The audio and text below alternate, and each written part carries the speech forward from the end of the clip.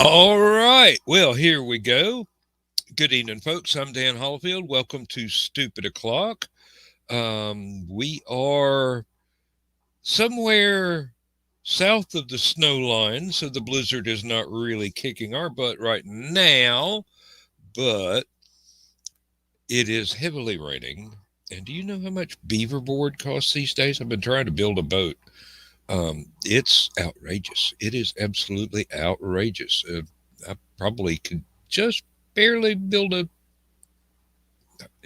HO scale, maybe something. Anyway, we are tonight just gonna wing it, and we'll see who shows up. And for right now, we have John Scarborough, and we have Bill Sartain, and luckily, we also have Stephanie Osborne. Hey So, guys, I how made you it this feeling? week. Yes, how you feeling? Better. Good. About Good. time. Yeah. Oh, and Bill, your fan club has shown up, and so Hi, has Sarah. Donna.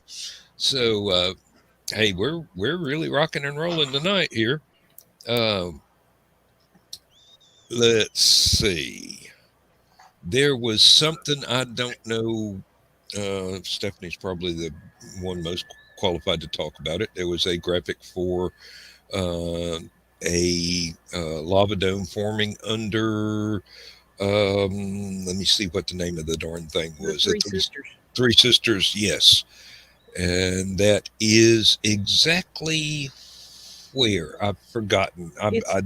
It's in Central Oregon. I've been there. I've camped near there. I've ridden horseback on I think it was the Middle Sister. I can't remember for sure. Um that's an area uh-oh. Can y'all hear me? Yeah, Okay. yes. Yep. Cuz my browser just kind of went into it kind of froze up there for a second. I'm sitting here looking at an article about it. That's an area of high volcanic activity and has been for a long, long time. And it's near Bend, Oregon. And I've been to a cinder cone on top of a cinder cone there and took my camera and took a 360-degree mosaic panorama. And there's over 50 mountain peaks in that full circle panorama.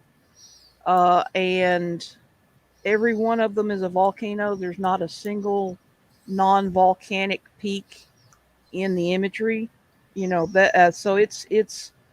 Um, it's been quite active over the millennia. So this is, but they had thought this is surprising, but not because they had thought the Three Sisters were no longer active. That's what I've read. So, Yes. so this is interesting. When Um, was the last time that it was active prior? oh, geez. Well, let me see if I can find out. While you're looking that up, here's a photograph to uh, tantalize us. So, so this is basically the panoramic view, Kind of, and yeah. It's not the one I took, but That's the no, main. no, Yeah, that's the main volcano, and we're looking kind of north at the other two sisters. I That's the think I middle. see Stephanie's tent right up there in the right corner. mm, in the it's okay, no, over it's here. it's kind of in or adjacent to the Deschutes National Forest, which was where I went uh, camping with some friends. Well, that wasn't the exact picture that was Let's see. sent to me today, but it was the link that was sent. So could probably scroll down there, but the other picture was basically just a graphic Uh, showing the advance of the bulge, basically, if I may be so rude. Um, here's a Hello, Wikipedia Carl. shot of it also. Hello, Michaela. The Newberry Flow is 2,200 years old, so I'm thinking that's probably the last time it erupted was 2,200 years ago.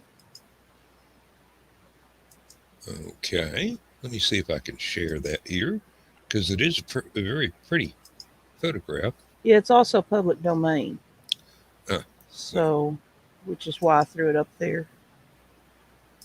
Um, and boy, they don't make this easy, do they? There we go. no,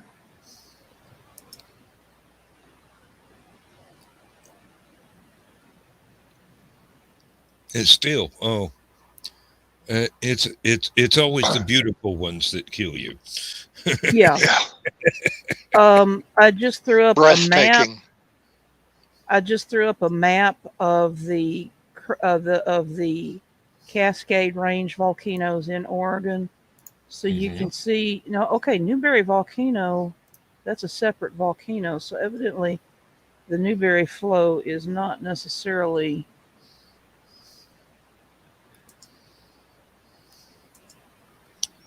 Let's see.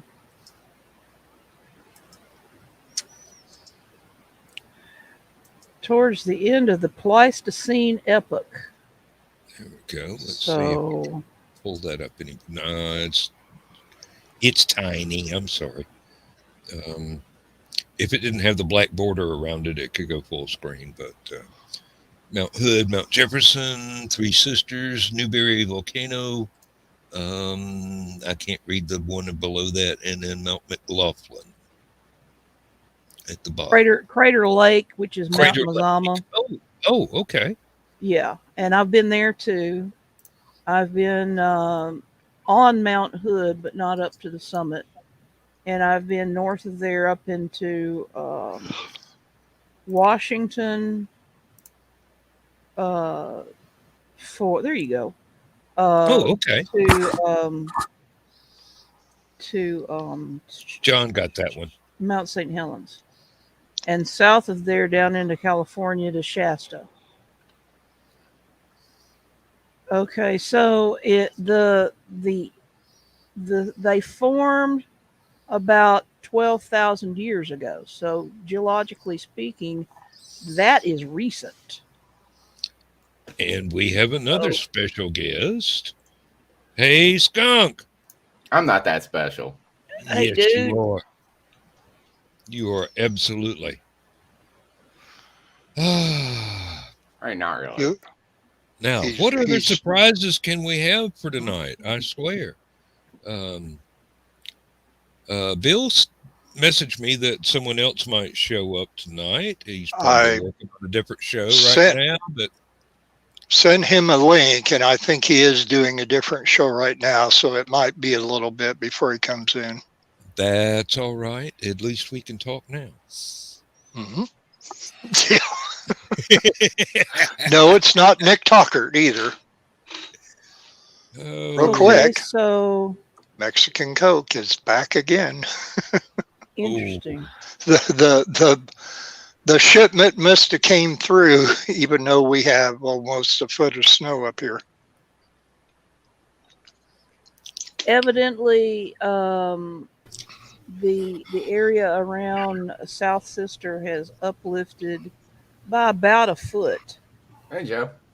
Hey, well, I guess Dan ain't going to bring me in, so I was just trying to get my keyboard. Ask you if you were ready to come in. I've been giving you thumbs up and going, "Hey, me." Yeah, I thought you were having a coughing fit again. Hey, Joe. Going, oh no, not again. Hey, John. You Hey, got to do John. this.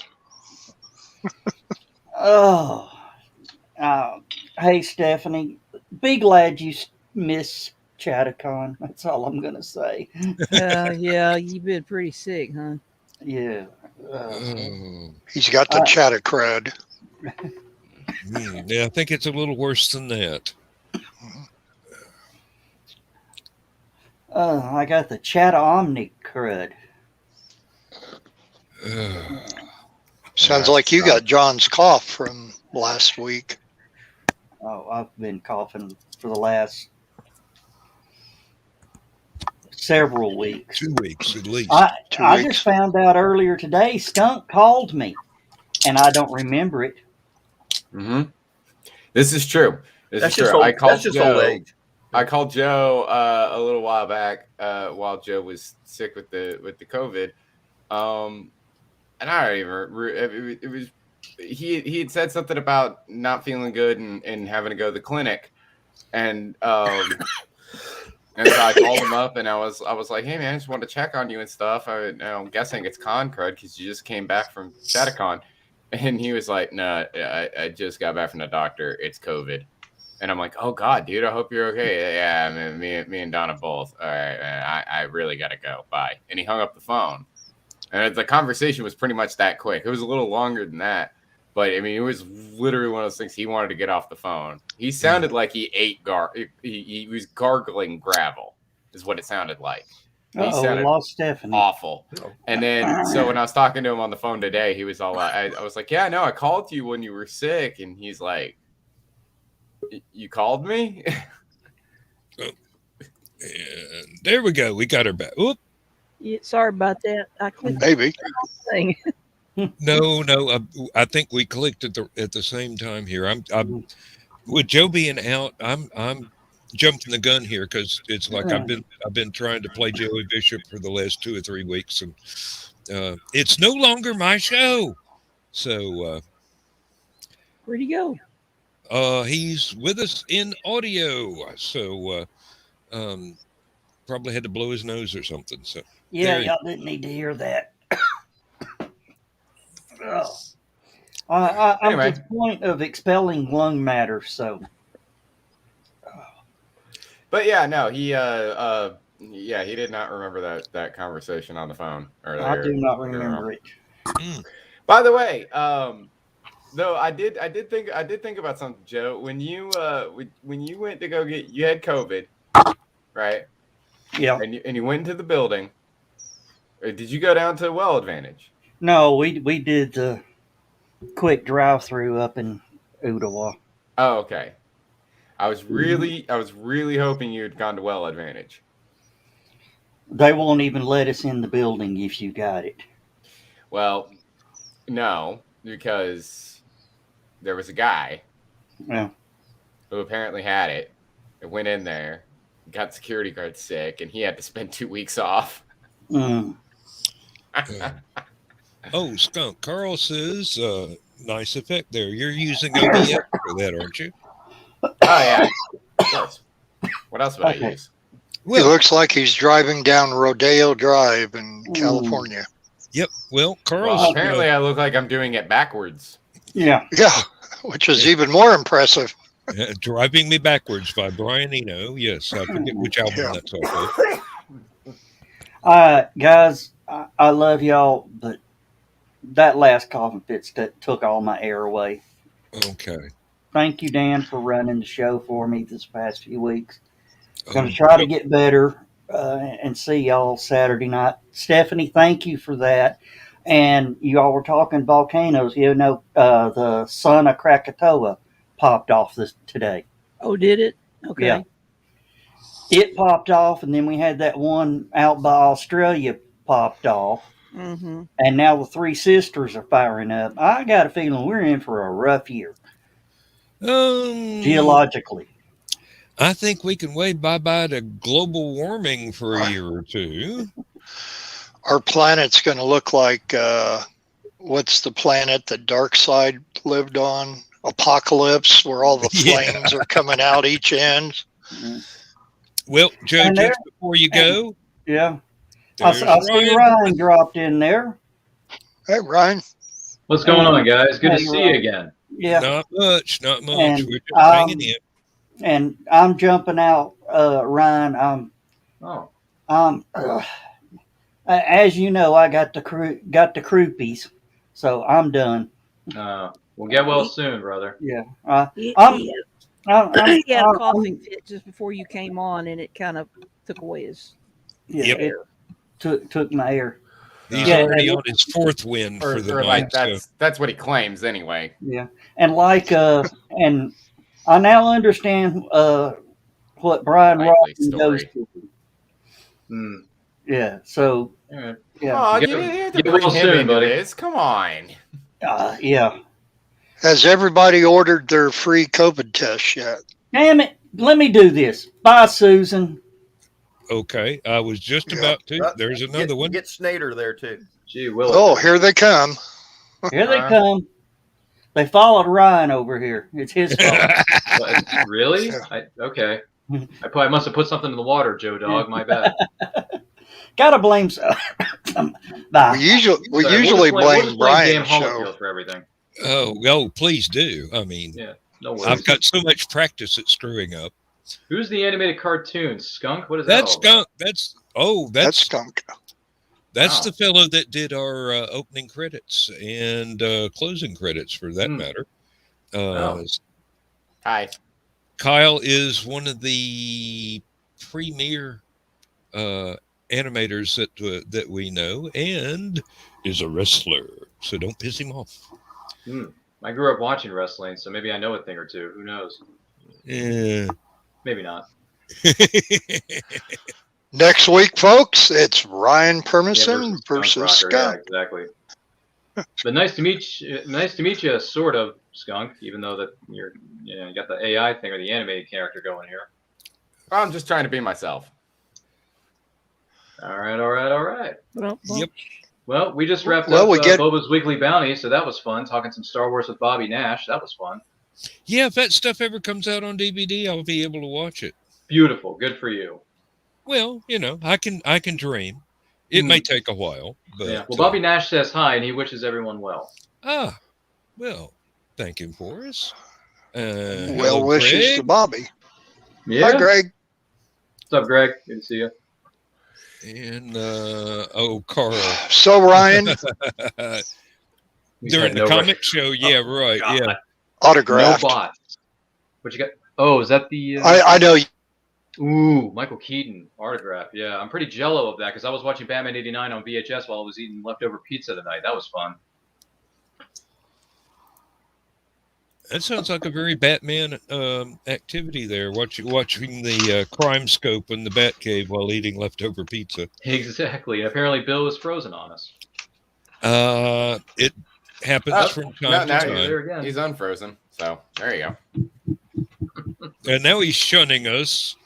Now we're, he's now we're put- seeing the he's back of putting the whatever picture- outfit he's wearing. he's Oh, putting I'm the just picture- trying to hang this back up. Shine the non-believer. Excuse me. Things happen. But thanks for showing that off, buddy. Yeah, thanks for rubbing in my face that you got an autograph from one of my favorite Batmans. But that's okay. Oh, Hey, he's look, got autographs I've from met all my fair kinds share of of people. Batman actors. So I've met I my got fair a share. Christopher Reeve one somewhere if I can find it, and if I do, I'll frame it and put it on the wall of fame. That's the guy. But I who have all- to find it. I've moved far too many times. That's the one we all believe a man can fly, right? I have one and only Christopher Reeve. There you go. I have What you got something there, that Skunk? no one else has. I have something that no one else in the world has. What's that, Oh, Skunk? we Other don't than want you that. being in the Oculus, like in the movie Ready Player One. I've got an autographed copy of the film Phantasm. It's been autographed by everyone, every major person involved in the film. It's Reggie, Mike, and the director Don Coscarelli, and also Jody. I got autographs from all of them. I did not get an autograph from Angus Scrim because that was like right before he died, and he went to bed at like 8 p.m.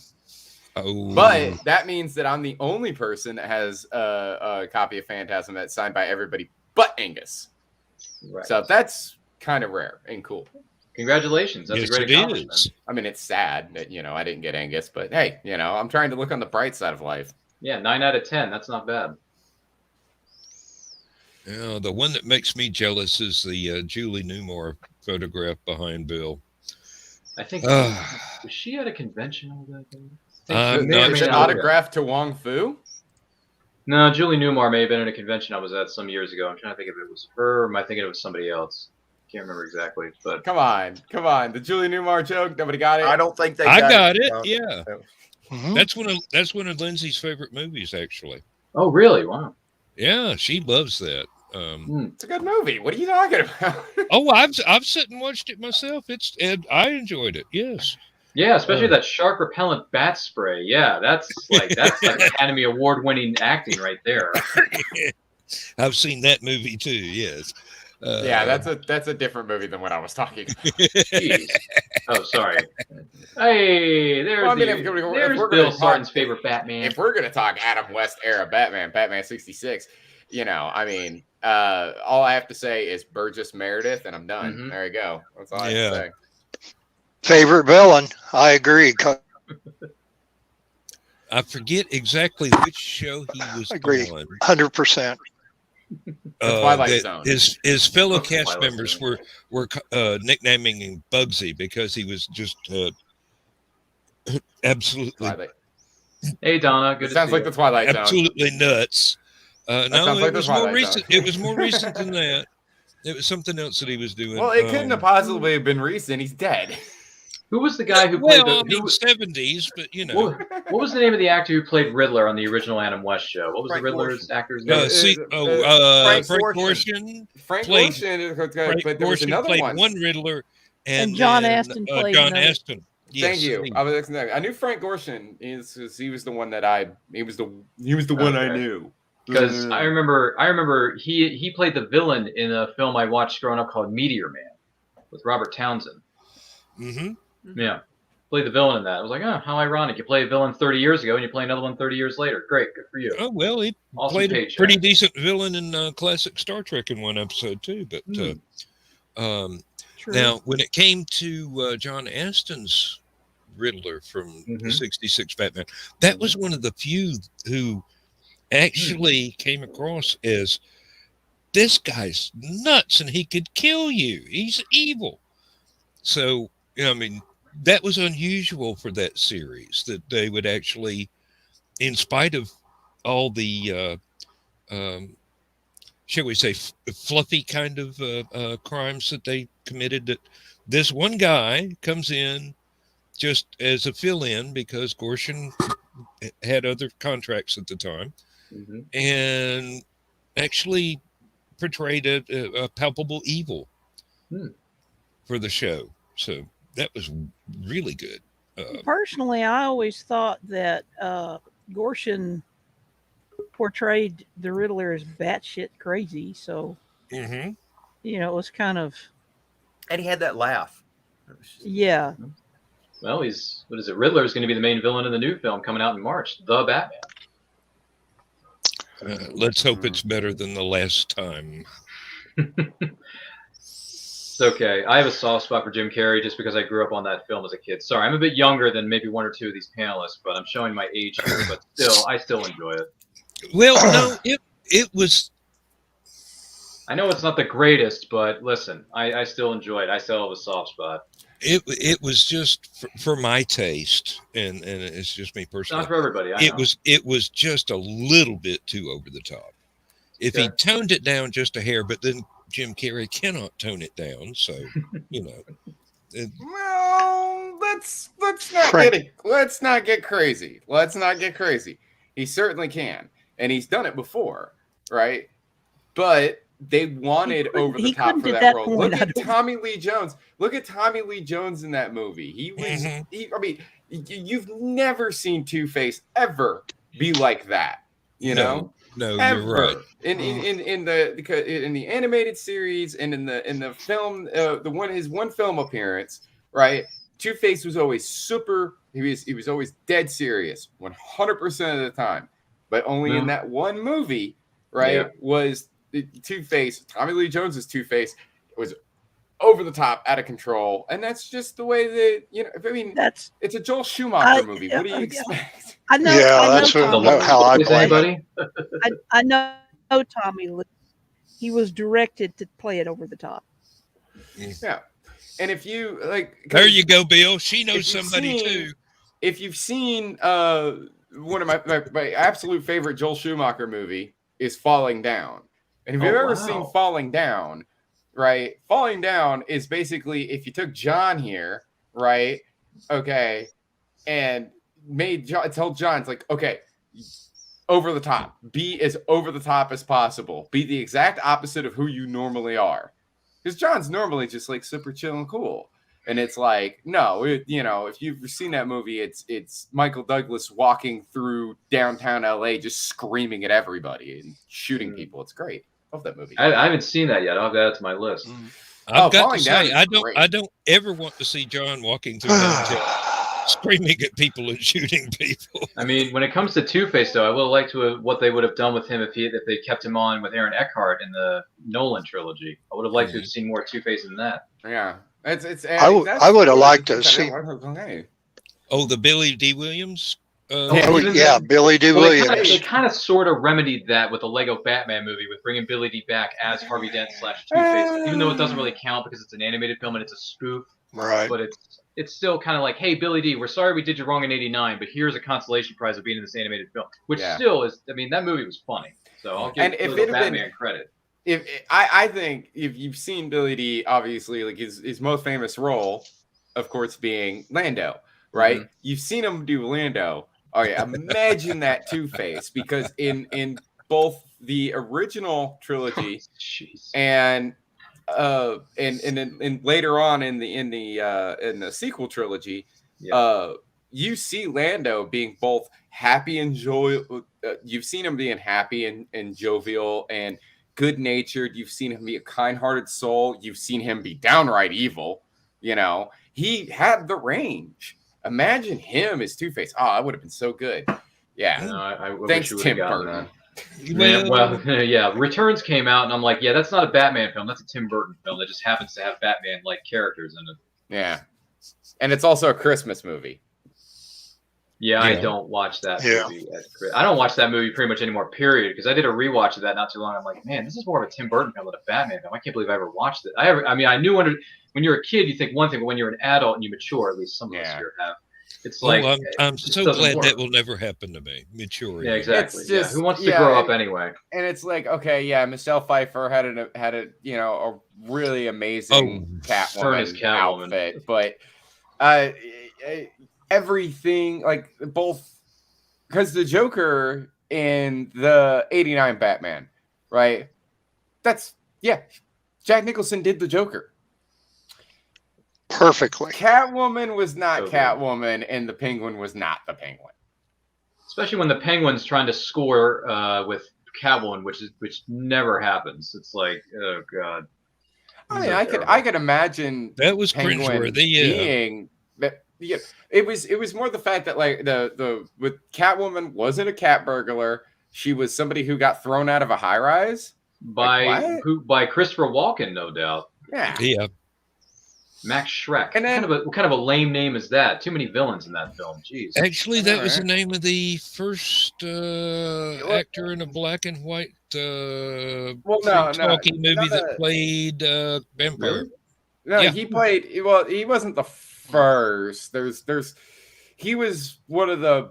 He was in Nosferatu. Nosferatu. Mm. That's Nosferatu the that's the vampire. earliest vampire movie that I know of. It is. I don't. Wait, there was that one and the other one, The Cabinet of there was Dr. Caligari. There might have been That some other wasn't ones before really that. a vampire movie. That was impressionistic. That was more akin to the movie Freaks Oh, than it good. was a point. vampire. But Yeah. hey, I'm sorry. I noticed these things, and No, it's okay. You know more than me because you've been on this earth for a couple hundred more years than I have. It's okay. I'm only. It's okay. Hey, listen. It's just a number, and as my good friend Dr. Jones once taught me, it's not the years, honey. It's the mileage. It's okay. Yes. It's all good. Well, I will step Yeah. away from the screen for a moment, and I shall return. And y'all just explore this subject a little bit further, because I don't think we've mined it out yet. Well, what I was saying was that if officially blah blah blah blah blah. Sure. Nosferatu is considered the first, but there are other films that came before that. That had quote unquote vampires in them. Mm. Yeah. What's your favorite vampire movie then, Skunk? Then The Lost Boys. That's not a bad choice. Death by Electrical Speaker. That's a good one. Mine is Batman '89. There are no vampires in that. Batman, come on now. Winged freak I mean, if you're terrorizes Bill. Wait till they get a load of me. You know, I'm just saying. I mean, if I can't choose another Joel Schumacher film, because I do like Joel Schumacher. No, The Lost But Boys if- is a good pick, man. I like The Lost Boys. But I was gonna say if I have to pick outside of that, you know, I'd probably say My Best Friend's a Vampire. That's a good one. Yeah. Okay, fair enough. I'm kind of a 80s nerd. Dude, I was born in the 80s, raised in the 90s. There's no shame in that. Wait, now we have to ask the immortal question. What year were you born? 87. Ha! That's right. I'm not the So- youngest. Okay. Great. Good for Okay, you. Skunk. Yeah, What year were you born? 86. yeah, what year were you born, Skunk? 86. I just said 86. Jeez. Oh, I'm a year okay. older than you. Not that there's anything wrong with that. I mean, look, you know, in 87, the year I was born, what did we get in 87? We got, what did I say a moment ago? So Spaceballs came out in 87. The Living Daylights came out in 87. Adventures in Babysitting came out in 87. Horribly underrated movie. It is, yeah. And Elizabeth Shue, you haven't aged much, honey. You look good, Elizabeth. Keep that up. Yeah, What a lot else of came out? really good stuff came out in '87. trying to think. And What other movies came out? video game wise, you had Maniac Mansion came out in '87. Yeah. The original arcade Punch Out came out in '87. Ooh, yeah, dude. Punch Out's awesome. Contra came out in '87. Contra. Yeah. Uh-huh. Metal Gear first came out in 1987. Interesting. Yep. The Simpsons. Oh, was Simpsons 87? Came Really? out on Wow. Tracy Ullman show. Tracy Ullman, that's right. Yeah. You also in 1987. You also got one of the best Nightmare on Elm Street films, Which one was that though? Dream Warriors. Yeah, dude, that theme song. Oh my god. There we go. Man, Yep, we are Dream Warriors. Speaking of Dream Warriors, I had the pleasure of interviewing one of the production designers for that film, Mick Strawn. I interviewed him, who worked on Nightmare on Elm Street 3 and 4.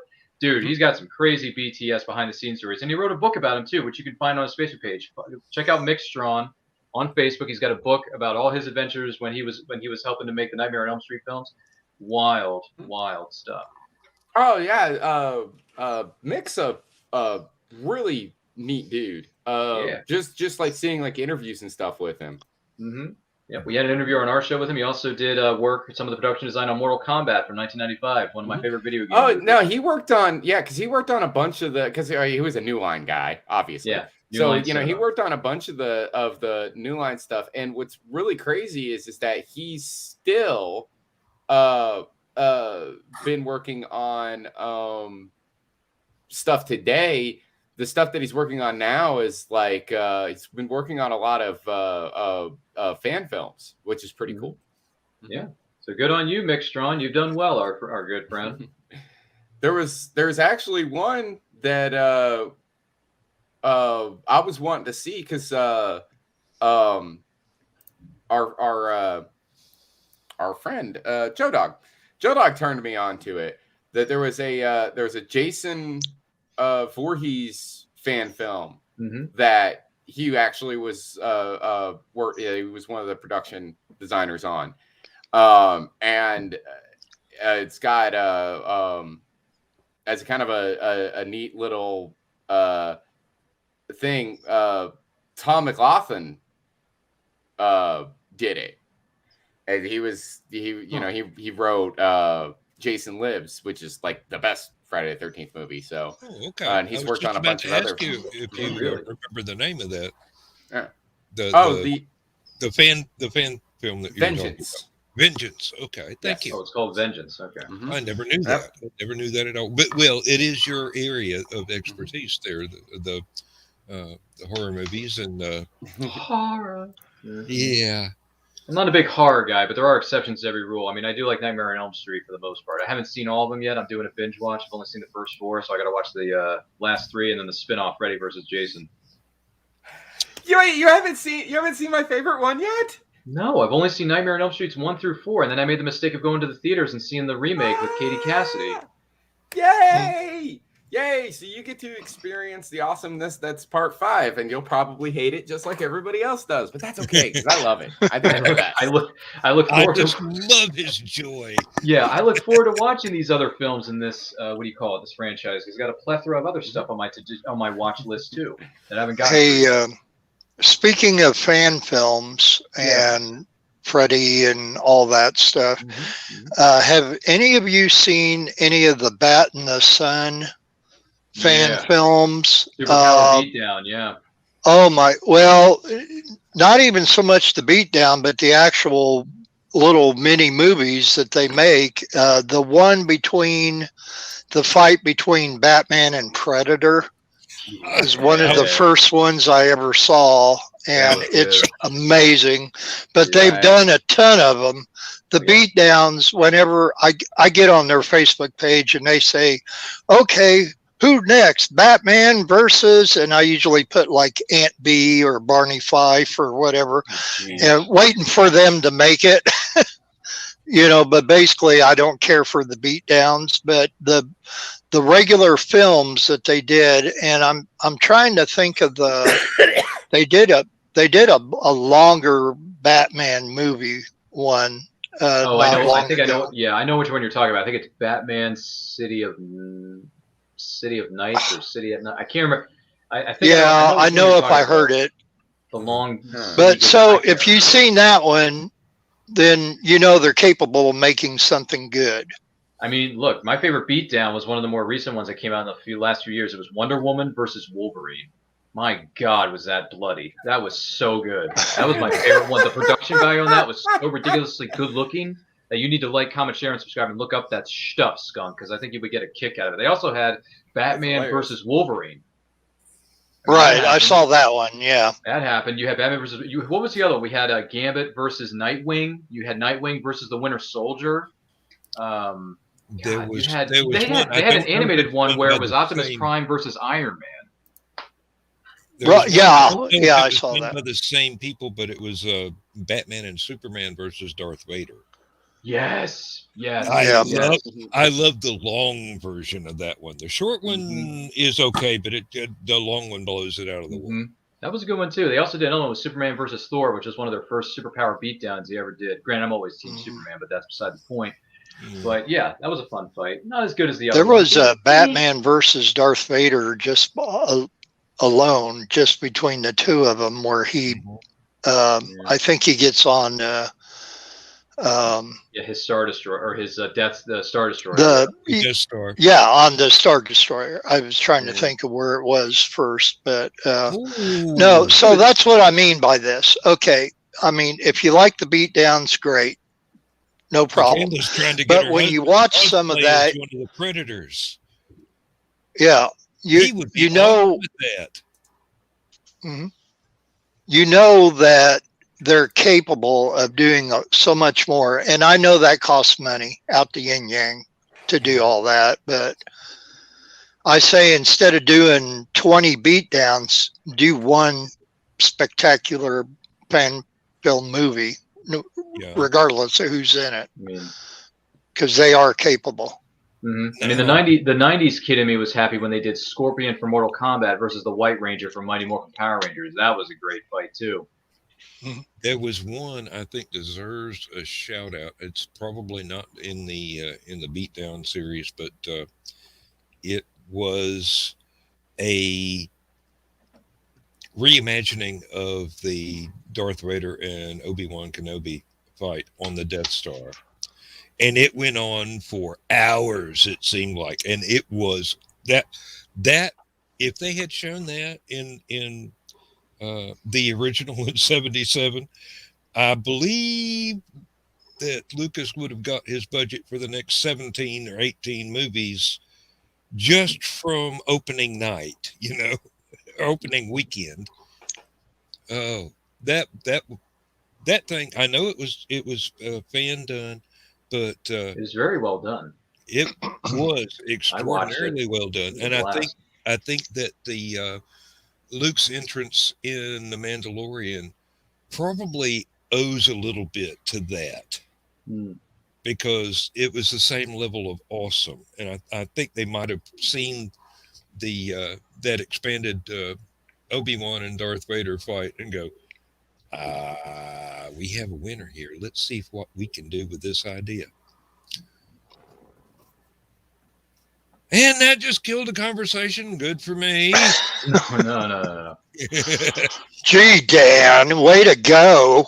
Yeah, really. What's the word we use around here? Buzzkill. That's fine. I'm just kidding, man. Look, all these beatdowns, all these fights, all these characters, it's a blast to watch this but stuff, let me tell you. Buzz was dying anyway, so it's nice to see that there is still creativity out there in the world that my good friends just put out a fan film of their own called Star Wars: The Broken Wills, which you can find on the Lasting Light Media YouTube channel. It's a lot of fun. It's a 26-minute fan film about the relationship between a mentor and a mentee and how it all goes awry. They borrowed some elements in some of the video games that have come out in recent years from Star Wars, but at the same time, it's still their own story set in their own galaxy, so it's still their own thing. So feel free to check out Star Wars: The Broken Wills on the Lasting Light Media YouTube channel there, Dan, and all you fine people in the studio. here we go. Joe knows what I'm talking about there. Fix it in post. Oh, there you go. Very good. Very good. Thank you, Joe. Man, this Joe Dog McKeel, he's a really smart dude. Yes, he is. He is. Yeah. I should probably make it Facebook official and friend him on Facebook. It wouldn't be a lick amiss, especially if you like. Just don't open any unexpected jokes. attachments. Yeah, don't open. Yeah. I'm not saying he'll rickroll you, but it might not be as pleasant as that. Oh, dear. Now you're making me wonder, should I even friend request this guy or not? No, I'm kidding. Oh, sure. You can answer the friend's request. Just don't open any attachments. Gotcha. I will keep that in mind, John, as I go along in my journey of my life. The video button on his post is not a video button. Touche. I will keep that in mind as I roll along. Yep. And I do hope to visit HallowCon at some point. Do hope that happens. Well, friending Joe on Facebook is the easiest way to stay caught up with that, because there you go. When it comes around and it's time, he is all over that, and you will see it. Shall we say frequently promoted? Yeah. Oh yeah, you think you promote? Huh? Oh, he takes it. Does he take it up to 11, Bill? About 2011. Wow, that was over 10 years ago. Thanks for bringing that up. Okay, thanks for warning me, fellas. At least I didn't say 2021. So yeah, we don't talk about that. By the way, Donna, it's good to see you, and it's good to see Carl and everyone else in the chat. Always good to see the familiar faces here. And Carl, you're so funny with your comment. So was Donna too. Donna doesn't shy away from the funniness. Let me tell you. Nope. Donna and Carl, did you get dug out today? Just good question. curious. Good question. Everybody up here is, well, this isn't like the winter of 1978, which I know a few of you weren't around, but it's pretty close. I was trapped in Atlanta at the Atlanta Comics Con in winter Really? of '78. Yeah, No kidding, man. the first convention I ever went to. That's a Got big to go show. through the Friday of, and it was a little bitty thing at that time.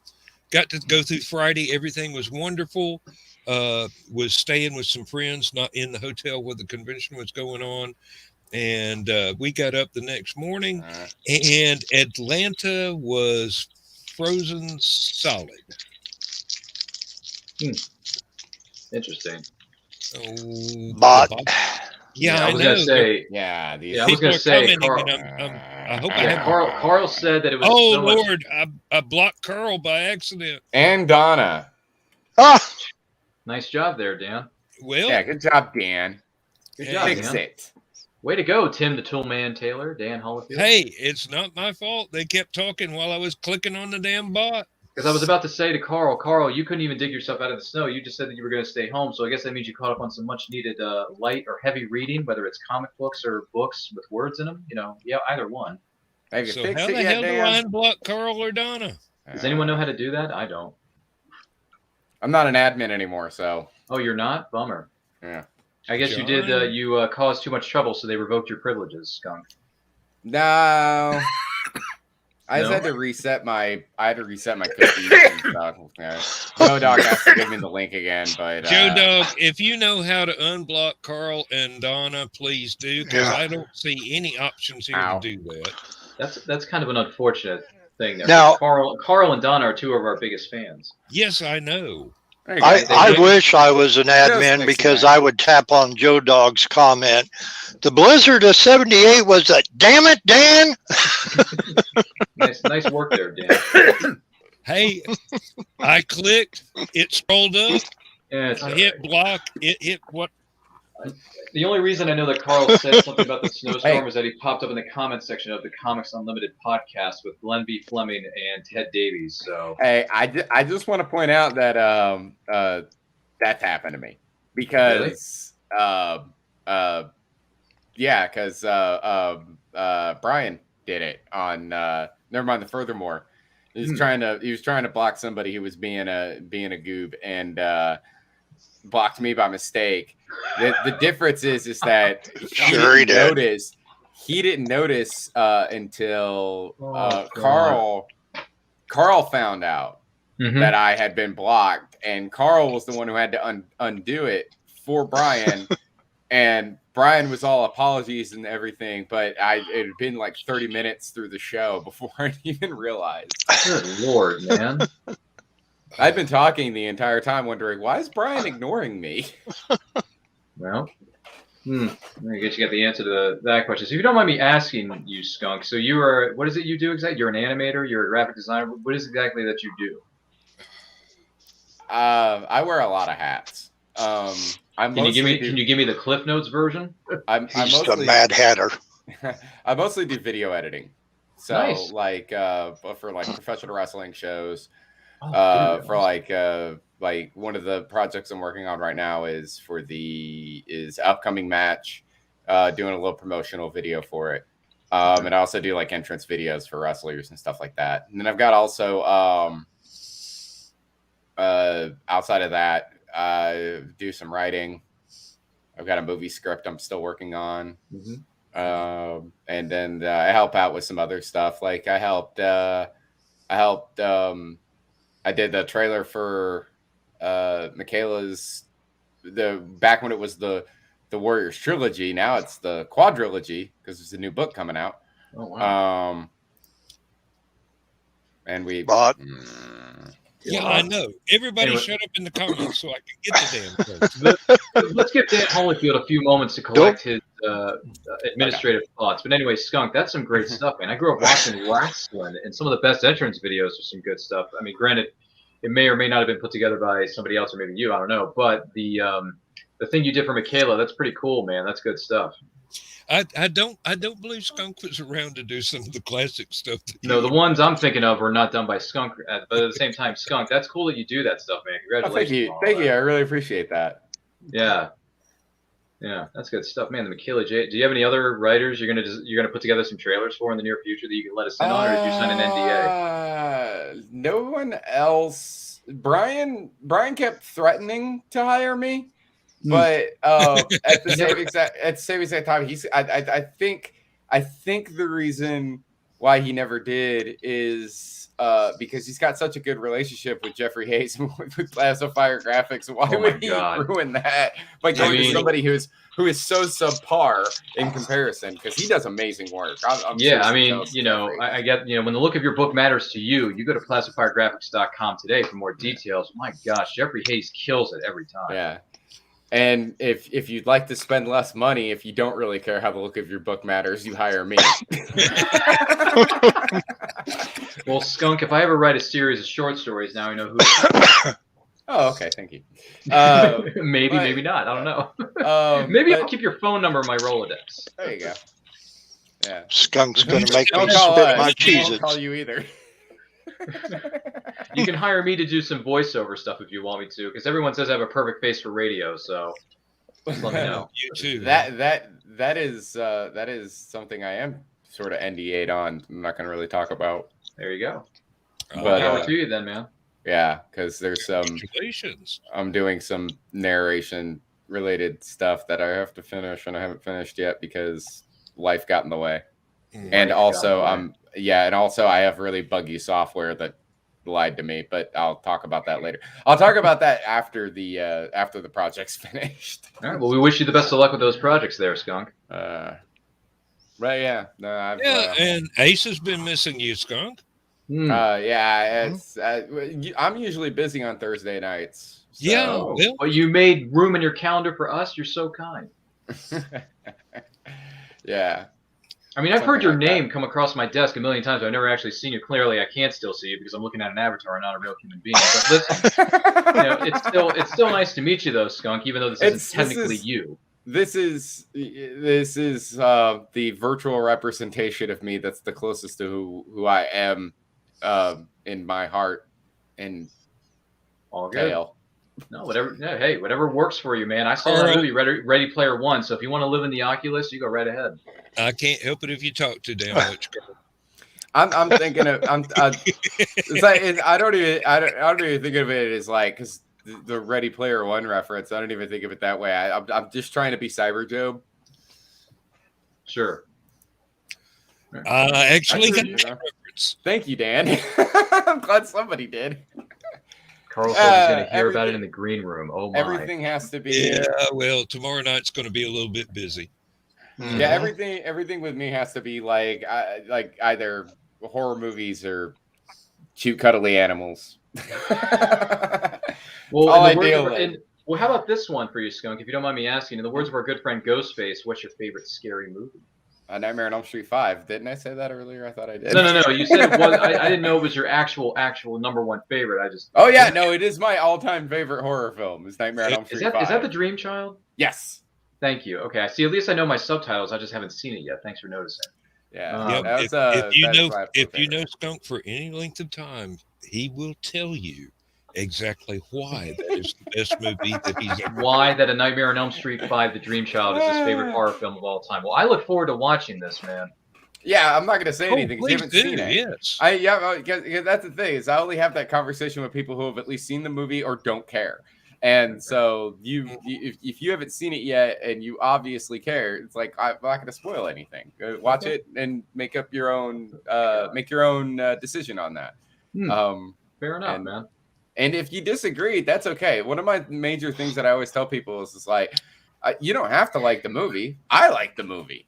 If you don't like the movie, I mean, that's up to you. But I love the movie. And I believe in reverse gatekeeping, right? Reverse gatekeeping is where instead of gatekeeping, which is like, you hear people all the time being all like, oh, you're a comic book fan. Name your 5 favorite comic book characters. Tell me everything about the X-Men, who are all Batman's villains, that sort of crap. No, I'm the exact opposite. the exact opposite. I'm like, let me bring you into my fold. I want you to be one of my people. Come on, let me tell you everything that's awesome about the entire Nightmare on Elm Street series. I will sit here and talk to you about it for hours because I want you to be a part of my life. That's the kind of person that I am. I want to bring people into the fold. I don't want to keep them away. So, like reverse gatekeeping would be like letting all the prisoners out. No, it'd be like inviting everybody to one big party. That's kind of what Skunk is getting at. Skunk, I get where you're coming from, and whenever I see this movie, I look forward to sharing my 2 cents on this with you. Oh, fantastic! Yeah, Bill, it's not like that. It's reverse gatekeeping because gatekeeping keeps people out. There you go. Reverse gatekeeping would keep people in. Oh, so you're letting the prisoners in? Okay, yes. All right. I want everybody to be part. That's what Skunk is trying to say. Yeah. I want everybody to be part of my cute animals and horror movies prison. Wow. Okay, that sounds like a movie waiting to happen. With Skunk, the prisoner. Hey, Donna Carly and Michaela Jade, don't say anything. When Ryan could find out about the movie I wrote later. Yeah, exactly. According to the people that were doing the who read it, editing, read the script, and, whatever review, it's pretty damn good. I've so far I've wrote one full movie script and an outline of another, and both of them are horror films that involve cute animals. Okay, well, how about this? Have you met any of the cast members of the Nightmare on Elm Street franchise? Well, he told you got autographs, but that was the Phantasm. That was Phantasm. That was Phantasm. I'm talking specifically Nightmare on Elm Street. Have you met anybody, Skunk, or is that on your bucket list? Let me think. I ain't making no promises, Joe. Yeah, by the way, the person who made the comment that the power went to Dan's head, that's genius. I love that. Oh, like I have any power. No, you do. You just don't want to admit it. Okay. He's got the Infinity Gauntlet. Yeah, he's starting to become our Thanos of this whole thing. No, I had to sit there and really concentrate and think about it and think about every single film. God. And no, not a single one, unfortunately. The closest, I would say, the closest I've ever gotten.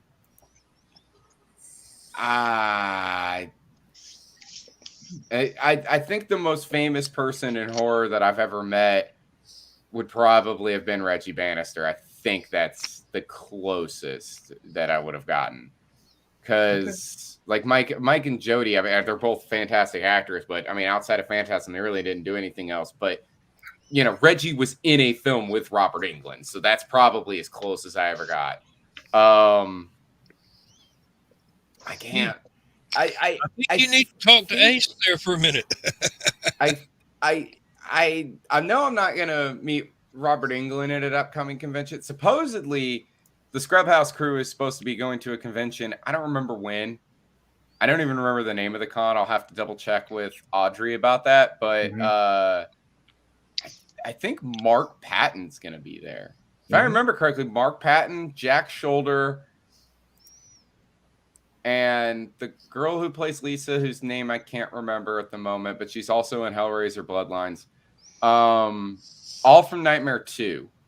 Jack Shoulder was the director. Mark Patton played the main character of Jesse, and the girl that played Lisa. And I think all three of them are going to be there. And apparently VIP passes to this convention, if I remember correctly. You get like a private VIP screening of the film with all three of them.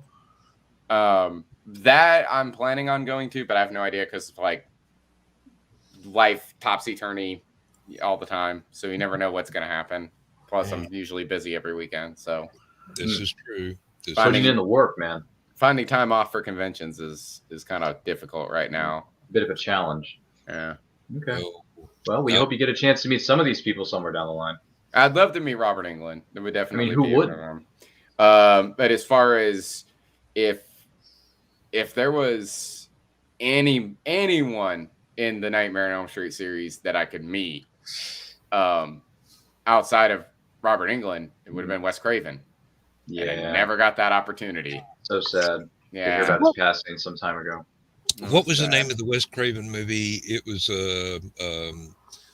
somebody that was looking into the zombie powder. Was that Serpent? Serpent in the Rainbow. Okay. Serpent in the Rainbow. Thank you. Thank you. I never heard of that one. Oh, it's if you take some of the special effects from Nightmare on Elm Street and put it with somebody that has never been in Nightmare on Elm Street with a totally different story. That's Serpent in the Rainbow. I actually saw that one in the theater, and I'm going, I'm glad I'm seeing this on a 40-foot screen. I'd never believe it on a TV. Yeah, it's got it's got Bill Pullman in it. Ooh, I like him as an actor. I like him. He played the best president on film, President Whitmore, in that little indie film, Independence Day. Yep. Yeah, kind of a big deal, right? Yeah, that was a great speech he gave. Whew, still gives me chills. Well, imagine him doing a Wes Craven movie, and you pretty much got a handle on where to start when the credits roll on this one. I absolutely love it, and I'm not that much of a horror movie fan. Sorry, Skunk, but you know that. I'm more of a cheesy science fiction movie fan. Look, you can have your cheesy science fiction and your horror at the same exact time. That's why the world gave us Aliens. Yes, you're exactly right. That's my favorite film of that franchise is Aliens. Everyone says Aliens on the pedestal, but I put Aliens in front of that. Yeah, I mean, I personally have a soft spot in my heart for Alien 3, but we all know that Aliens is the superior film. Wow, I was going to say Alien 3 is my least favorite of that franchise, man. So many people say that, and it drives me nuts. So I love bad. it. I love it. I did a Charles bit. Dance, though. You know, I binge watched the Alien franchise because I bought the 4-disc set on Blu-ray of the original 4 Alien films, respectively, and I did a watch of the 2, 3, and 4 because I had already seen Alien, the original, and I was like, "Dang, Aliens is so good, man! Such good action, such good suspense, great acting. The whole thing was just fantastic." Well, my favorite was my stepmother was an alien. You gotta love Kim Basinger. Listen, man. That Vicky Vale that we all grew up on, Skunk. You know what I'm talking about? I mean, Vicky Vale. Yes. Hey, I saw recently. I have there's a Facebook page that I've liked called Maleficent's Vintage page, and they did. It was from early mid 1970s, the cover and interior of Bride magazine with a then brunette Kim Basinger, much younger. Oh my Lord, if you liked her as a blonde, you would love her as her original brunette. Really, really wonderful pictures. You know, it's kind of like looking at Susan Day from the Partridge Family when she did all the ads prior to the Partridge Family that got her into the Partridge Family. Question. Wow. Does Kim Basinger still own Kennesaw, Georgia? At one time, she and her husband bought the town. I don't know if they've sold it back to anybody yet, or if they're still using it as a tax write-off. But it's been a while. So Vicky Vale was a brunette at one point. That's a bit more lighter than Corto Maltese, isn't it, Bill? See what I did there. Another reference from the '89 film. Just saying. Oh, and give Knox a grant. Give Knox a grant. Yes, exactly, dude. That scene in the art gallery that were in his mansion in Wayne Manor. God. When the butler asks if he wants to open up more cases of the champagne, and Michael Keaton looks right at him, he says, "Open what, 6? 6? Yeah, 6 is good." And then Knox has given Vicky Vale like a starry eyes, like, "You have the hots for Wayne," and she's like, "Don't say anything." It's just the eye contact and the body language in that scene is so funny. It really is. I loved how Alfred followed him around everywhere and picking things up, things that were about to drop, just like he was following a little kid around. he was following. What was it? He was trying to inform Vicky Vale at one point, but he never got the chance to tell. But he does like. Thank you, Oh, Joe. Commissioner I Gordon was misremembered compelled the to name be. of the town. It was Brazelton, not Kennesaw. Oh, Kennesaw is the one with the mandatory gun ownership law. Yikes! Kennesaw Mountain Landis. Right. That's what I know that being famous for. Mm. Very unexpectedly, sir. You too, excuse me. God, I can quote that movie all night long. I love that film so much. Please don't. I'm sorry, I can't help it. I mean, Batman '89 is like in my top 10 list, so I just love that movie. I don't care what anyone says. I know. I love it. Um, Hey, listen, it was how I was introduced to comic book characters. Was the Tim Burton Batman films and the Christopher Reeve films, and then that led to. Granted, it took me years and years later to start doing this, but I eventually became a comic book fan. So there you go. That's why I'm not passing judgment on the new Batman It's okay. till I see more. Well, till I see the actual movie, which I guess you can pre-order your tickets now. Mm-hmm.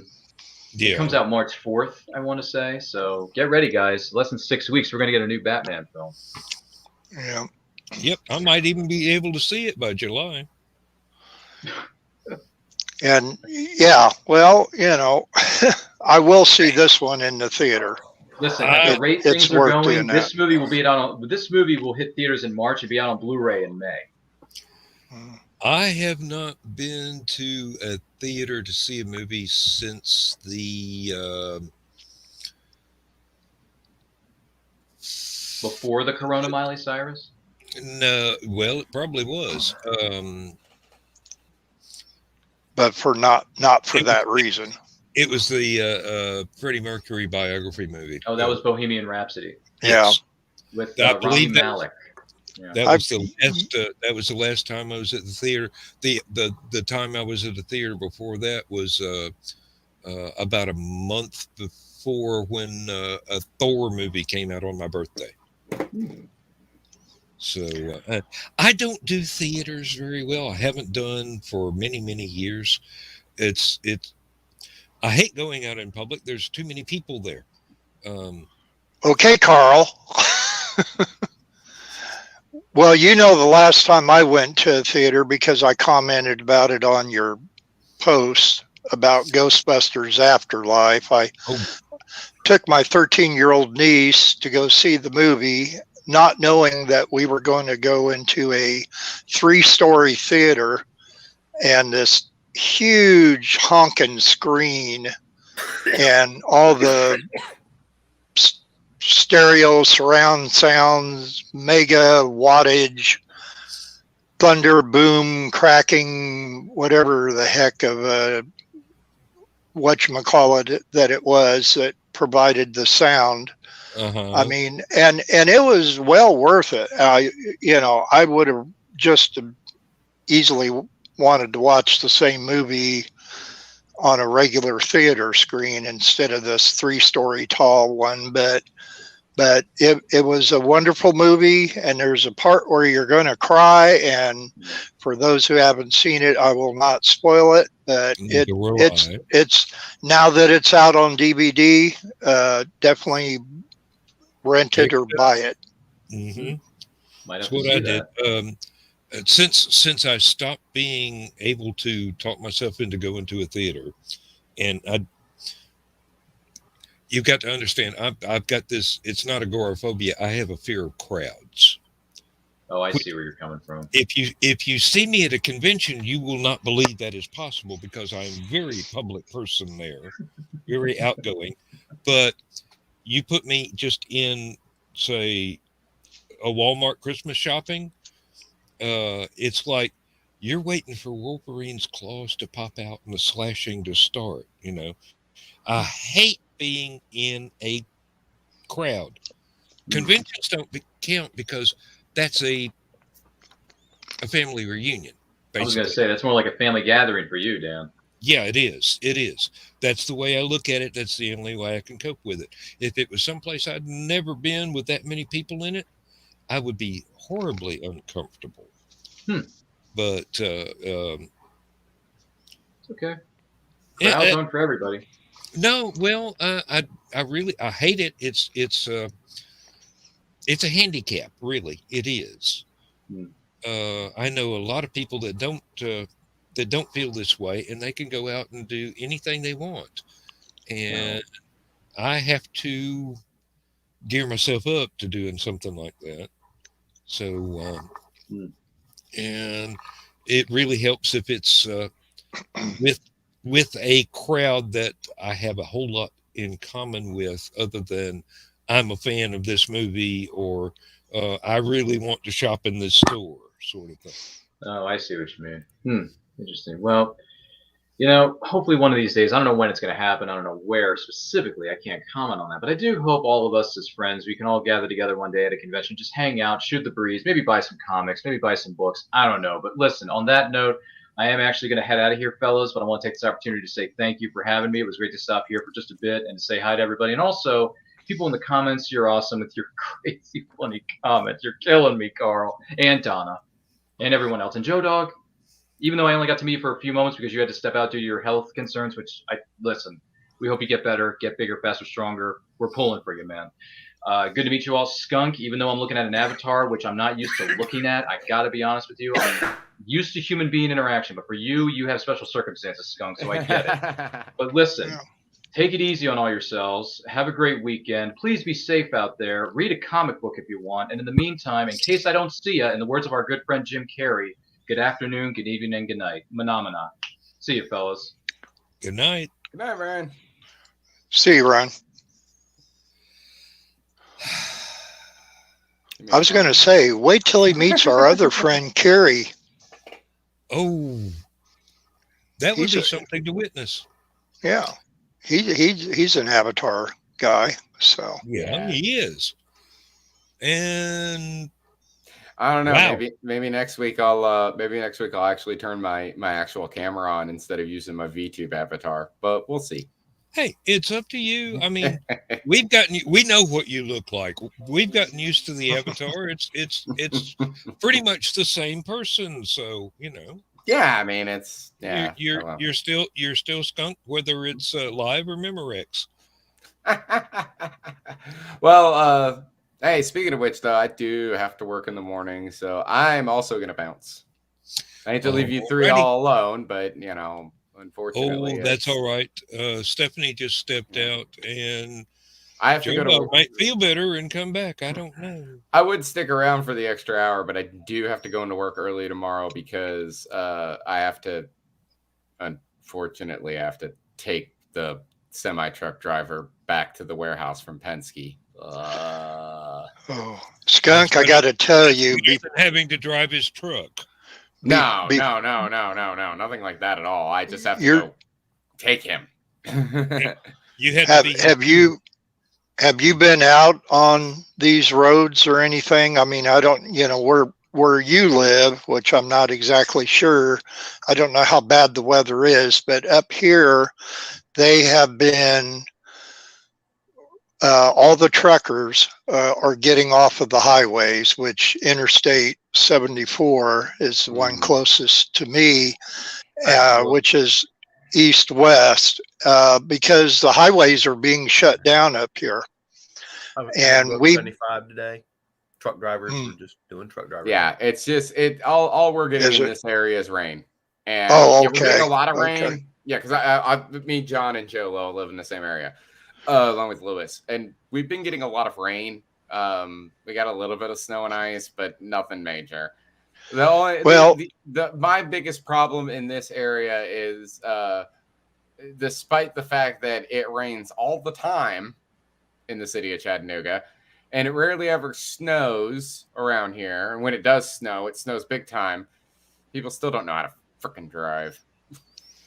Well, if they ever say, "Hey, Skunk, we got a route for you up in Illinois to drive today," tell them no, by all means. No. I mean, our little town of 1,600 here, 1,600 people in this little town. We probably got about 85 semi-trucks parked in town right now. Some of them parked down the main road. One of them being an Amazon full-size semi-truck, which there's going to be some people that are going to be unhappy because they're not going to get their stuff on time, but that's the way it is. You got black ice underneath all this snow that it finally stopped snowing after almost 72 hours. But now tonight you got the high winds, same as last night. So it's blowing and drifting what we have still. So it's a mess. Like I said, they're never gonna send me outside of this area. So okay. Yeah. Oh, that's good. I'm a courier, not an OTR. Okay. The only winter place Skunk would have to worry about be Monteagle Mountain. Yep. And luckily they took me off that route, so now I don't have to worry about going up Monteagle anymore. Right. Yep, everything is local. So the only thing I have to worry about now is Signal Mountain, if they ever send me up that way, which they probably won't. And Signal Mountain ain't big, but it's evil. Yeah. It's its own kind of evil. Yeah, they might send me up Signal with an upcoming shipment that we're going to have, but I don't have to worry about that right now, so whatever. But yeah, no, it's mostly just been rain. It's rain. Been raining last couple of days, and but no snow. And by the time February ends, we move into March. The only thing we have to worry about is a lightning fast cold snap that brings a blizzard, like it did, almost 20 years ago. Like it's going to do on Saturday. Like it's going to be on Saturday. Okay, thank you. Nah, Saturday we are having a cold snap on Saturday, but it's not going to snow. It's like no, we're just going to have black ice. Yeah, that's what I was going to say. With all that rain you've been having, which is I'd rather have the snow. Yeah. It's only going to be at the lowest it's going to get like 25, maybe 24 degrees, and then it's going to shoot right back up. So, looking at like a high of like 44, and then 52 to 58 for the rest of the week. And it's not going to rain or anything the rest of the week, so it's warming back up. Great. Now he's not worried about me going to sleep in the middle of the show. He's worried about me blocking people in the comments. Well, you guys, like I said, have a good night. Stephanie, it's good seeing you. Bill, John, Dan. Nice talking to you again, Scott. Yeah. See you, Scott. If I ever have Thursdays free, I never have Thursdays free. That's when we do all of our training. This week, training got canceled. So I was like, hey, I'm actually free. I can come in and say hi. So anytime you have time, we will be overjoyed to have you. Well, thank you. You guys have a great night. Bye. Good night. Bye. See you, Scott. Later, Scott. Now, I don't care if it freezes or not this weekend. I want as long as I got my plastic Jesus sitting on the dashboard of my car. You're not going to be doing much driving in the ice. I want writing time this weekend. I am this close to finishing the Tom Darby prequel. First draft, not the full edited. Hey, Dan. Yeah. Nah. She got 8,500 words in last night. Yep. And she's looking at another 85 tonight. Can Dan borrow some of those words until next Tuesday, Michaela? Well, I don't need the these, and the ands, and the a's, but I've got enough of those saved up. I've been editing them out. They go in a separate file. When I need a couple, I just cut and paste. I'm down to. I'm in the last story in the collection. I've got everything just about ready to get to the end scene, and then I've got to go right at the very end to be continued in the book that's already out. So, and then ship it off to the publisher and the editors for Read and Bleed for the rewrites and the whatever editing is necessary and the stuff that's actually good. But there's bits and pieces where I know I'm going to have to expand stuff because there's some stuff that got rushed. It was too much tell and not enough show. And I see that, but I'm trying to get to the end of the manuscript with a first draft so that I can go back and fix things in post. So I want that done very soon because William's been waiting for that for all of last year, basically.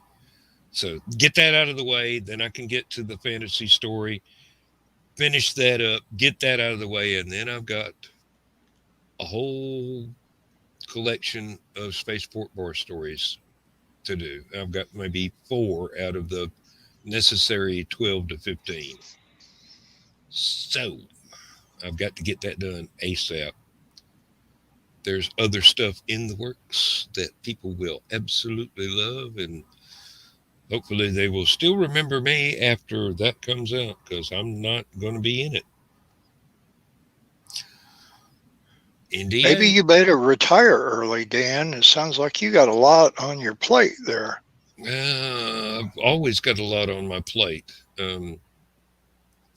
Just give me some cornbread and some chow chow, and I can finish it up. Well, let's see. You got some cornbread in there. I don't know. Might have some cat chow. Nope. Not the same thing at all. Oh, darn. Chow chow is a sort of pickle relish akin to, would you say kimchi?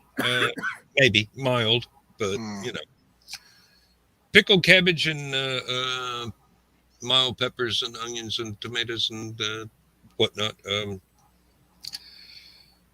You're going to make Stephanie hungry. Stephanie's eating. Oh, well, see, you already made her hungry. Stephanie's eating pretzels because Steph's on antibiotics for a sinus infection, and it's really done a number on Steph's gut. Mm. And that's as much as I'm going to say on the air about that. Oh, Carl's going to finish the sequel to Mad Gasser and one more book, and then he's going to retire from writing. Yeah, right. Oh, good. He can be a copy editor then. And Brian K. is putting paid to that.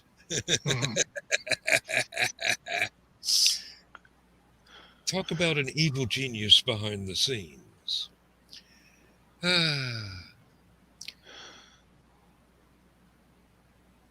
Well, y'all want to say something, or shall I just keep on hogging the limelight? I mean, John, you ain't said 8 words all night, and Bill's just barely been able to get a few in edgewise. So. I had a birthday thing saved up in case we didn't have anything to talk about, but boy, did we get through an hour and almost a half pretty quick. Yeah, well, it goes that way when the conversation goes thick and fast. So yeah, well, no, that's not complaining. You know, if Ryan and Skunk and Nick Tockert ever had their own show, just the 3 of them, I think the first episode would probably go on for about 5 years or so. At least.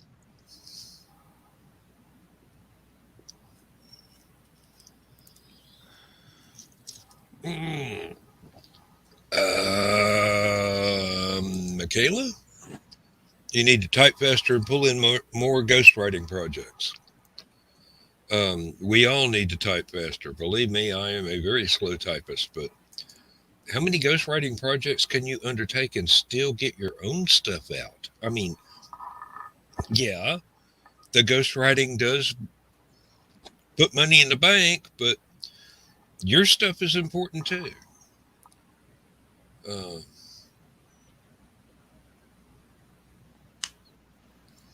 Stephanie, what are you working on right at the moment? I'm not. I understand. I haven't been able to string words together. Yeah. I can well relate. I remember when I was going through the same situation. Yeah, I shouldn't have said that. That That's was okay. Um, Fortunately, I was actually between books when he passed, so at least I'm not stuck on anything. So yeah. That's a good point. Yeah, it would be absolute hell to be sitting there with something that you needed to do and cannot summon the spoons. yeah, um, I'm uh, I'm managing, so that's that's what counts, I guess. I keep having stuff, little snippets of scenes and story ideas and stuff go on in my head, but I haven't. I've been trying to edit some for other people, and that's um actually, before I can do that, I have to finish up editing a short story that I have for an anthology, and I'm struggling with that. So it might be easier if I set it aside for the time being and worked on somebody else's. I don't know.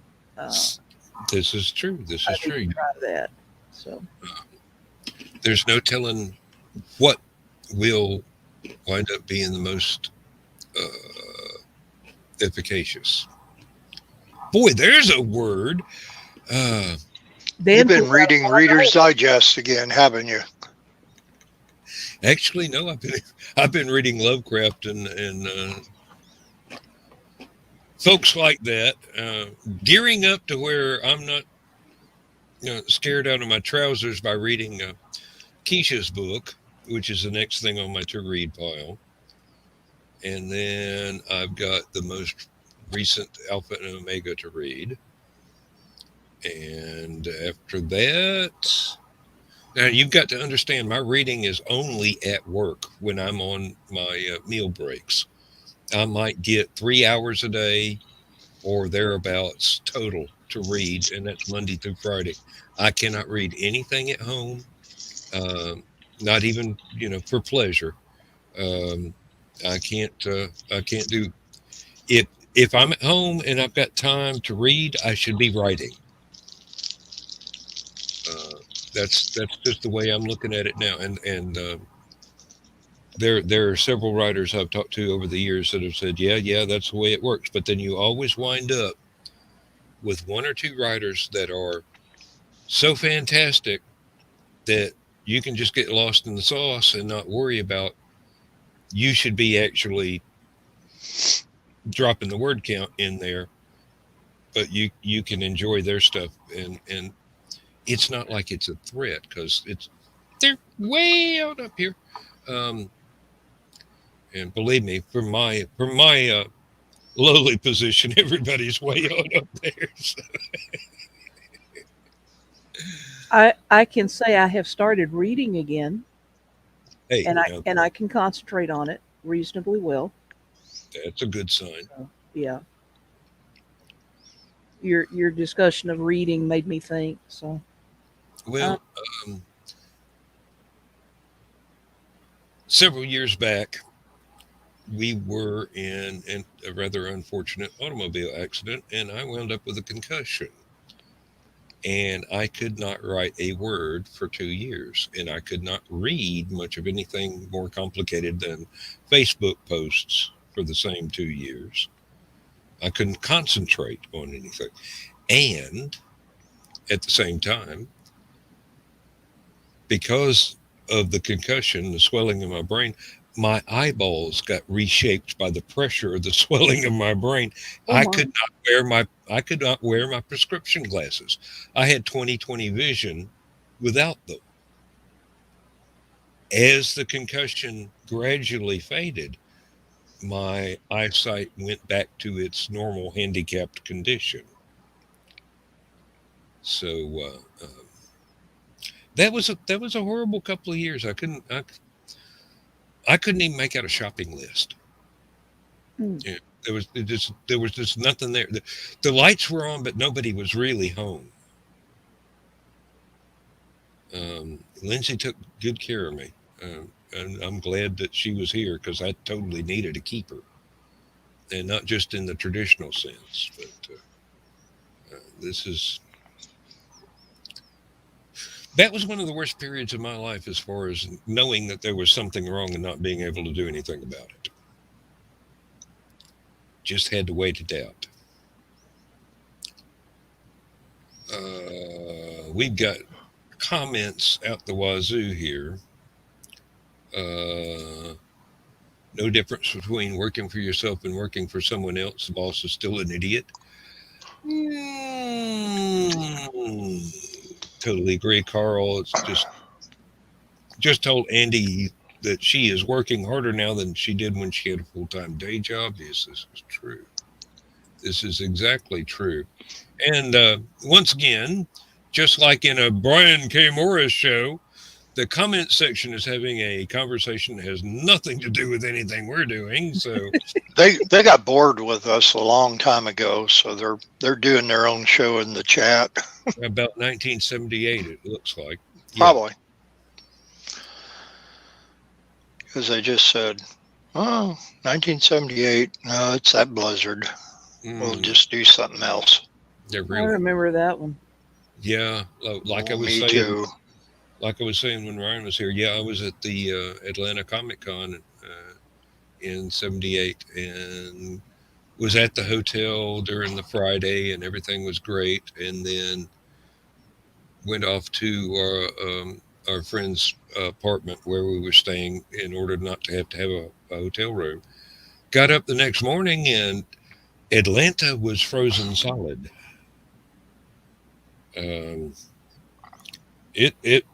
Some of the ice it looked like it was a foot deep, I know it wasn't, but it looked like it was. We were basically ice skating without any blades to the closest, I believe it was a Waffle House, which was still open, so it couldn't have been that bad, according to the Waffle House Index. But we got a breakfast, but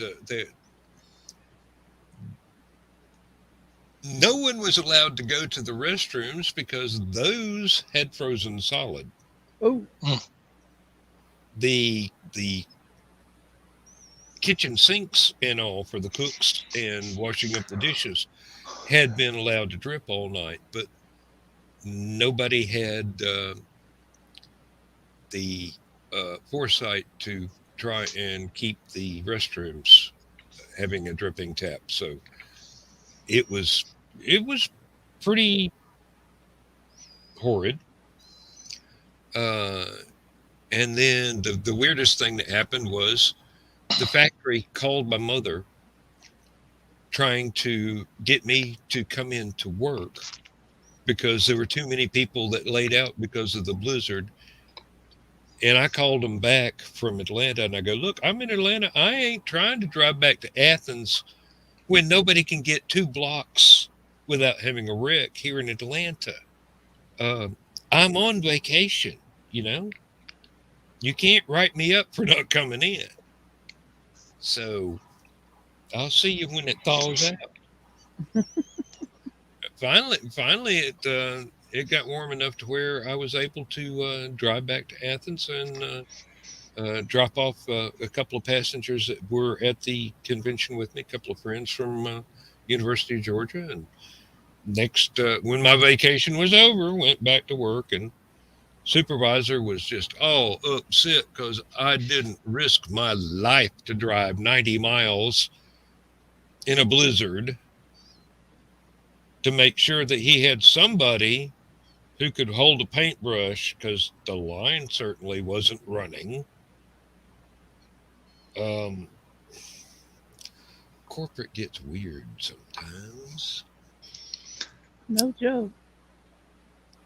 So I know up here,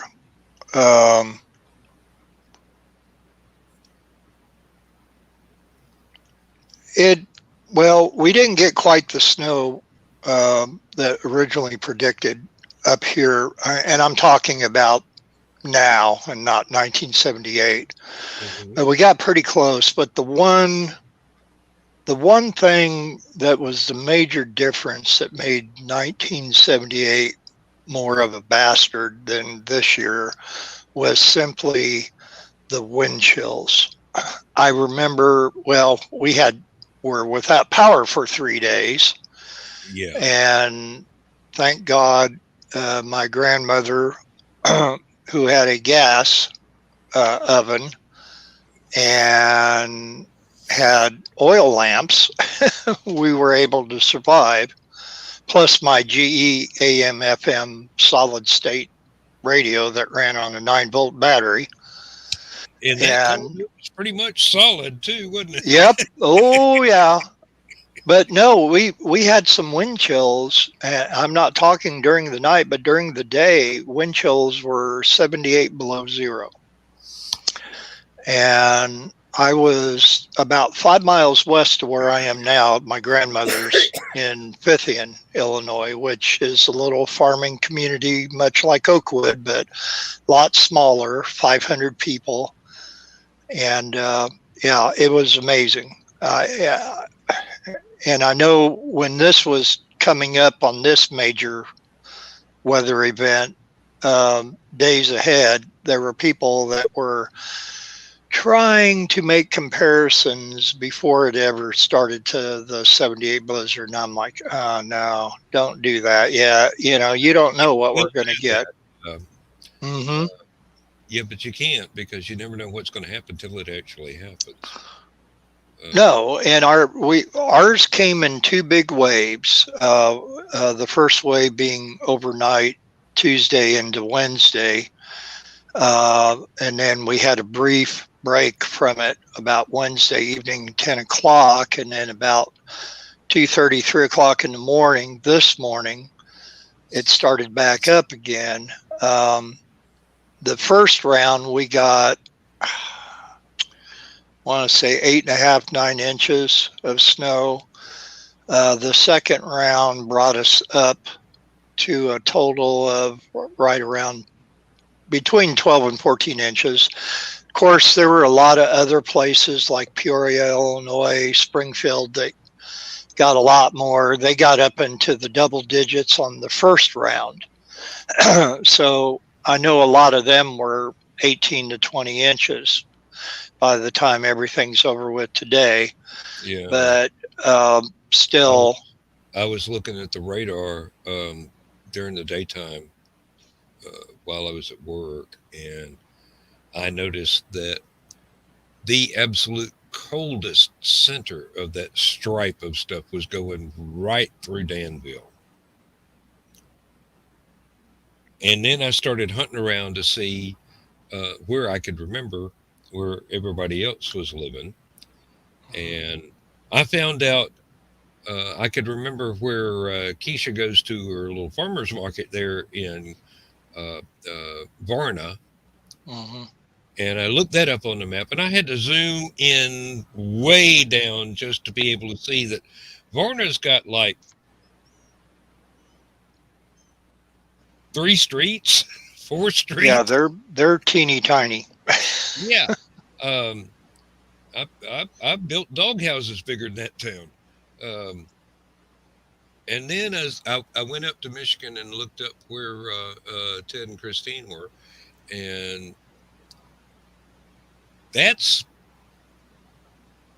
they're right on the bay there at Tawas. And then the only other thing without zooming in that I could see was across the bay was a town called Bad Axe. And I'm going, oh my God, I need to have a vacation home there for the summertime. Can you imagine just how neat my mailing address would be if during the wintertime I'm at Moons Grove Church Road, and in the summertime I'm at Bad Axe, Michigan. Oh Lord, that would be glorious. Oh.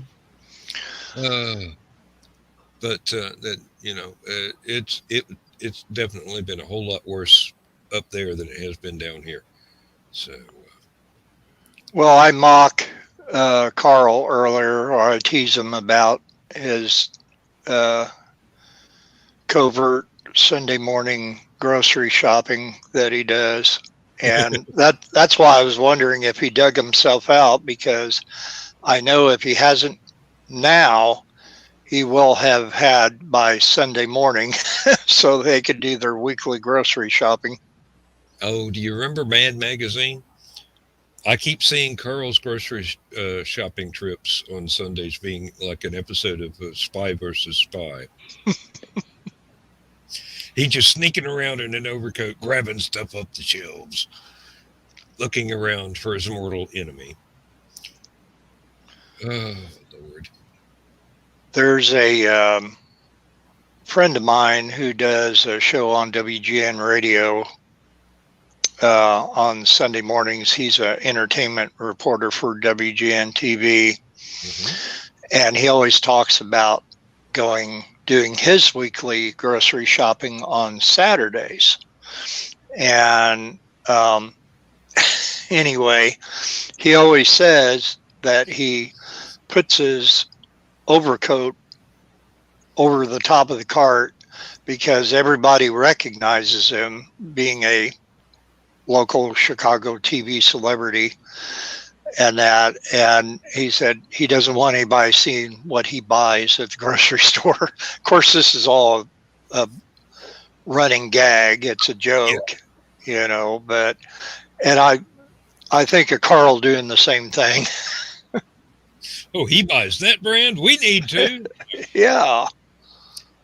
No, I wind up doing most of our grocery shopping, except when Lindsay wants to go and pick stuff out herself during the week on my way home from work. So don't have to make an extra trip into town since it's 15 miles from the house. So, and it's only a mile and a half. Pretty good trade-off there. Just go to the store, pick up stuff. Your audio has kind of gone, Stan. Oh, okay. Might adjust your microphone. Yep. Well, how's that? There you go. Okay. Yep. I got the headphones tilted a little bit too far forward, but that's what happens when I get up all the time. Oh, yeah, Carl. Don't want people to see all the liquor and take it. Yeah, that's why I go to a separate liquor store, which also have shopping carts you can push around. And believe me, this place is big enough to where you need a shopping cart. You can buy quite a bit there, and not even know that you have spent that much money till you get to the checkouts. Hey, Carl didn't get blocked this time. Oh, I missed Carl. Sorry. Oh, okay. Well, try it again. No, well, speaking of alcohol, Elevate Laura 3 more degrees and try again. Yeah. Laura had to go to work this morning, and she, works at a Benny's Beverage Depot in Champaign. And I was a little concerned because she takes the highway going to work, and our highway's been covered with black ice with snow on top of it. And I just, thought, well, they can always send them home. And luckily, an hour after she clocked in, the manager said, "This is ridiculous. We're not going to make any money today." and he sent everybody home. And thankfully, she has tomorrow off and doesn't have to work again for a day or two. But anyway, hopefully, of course, the roads should be better because our weather's supposed to be kind of quiet now for the next 4 or 5 days. But yeah, we're not supposed to get anything but rain for a while, and then we might get some more cold air causing everything to freeze, but most of everything is just kind of angling um, southeast to northwest above us, which runs it right over John and Joe Dog, but leaves us just in the rain clouds. So Everything around us has got a flood watch. flood watch. Yep, I'm not the least bit surprised. We were under winter storm warning that got downgraded at 6 o'clock to winter weather advisory, and I'm sure probably by tomorrow afternoon or tomorrow evening that'll probably be canceled as well. Which, speaking of canceled, I'll be in the green room a little bit earlier tomorrow. So fair warning, no auction. To the auction, okay. Yeah, well, and I was hoping that they would, as much as I love the auction, and that's, Laura and I's Friday night thing that we do, but there are a lot of elderly people that come, and there's people that come from a lot of different towns, probably about a 40, 50 mile radius. And I just didn't want to see anybody, risking their safety to try to make it to the auction. And so the owner wisely put out a post today saying that it would be canceled and that we would have it the following Friday. So it's all good. Well, I just looked at the weather radar for my area. We've got for the next 48 hours, we've got highs in the mid 60s and lows in the mid 40s. So we're not going to get any snow right now unless we get a polar vortex swooping down unexpectedly, but that could happen. It's happened before. Looks like it's just going to be, well, there was flash flood warnings for the area, like John said, for his area. So we just, I still got to build that boat, or at least put pontoons on the house, something. Oh, and we've got Mike here too. Good morning. Oh, yeah, it is daylight. It would be morning over there, yeah. Well, yeah, a little bit too bright and early for me.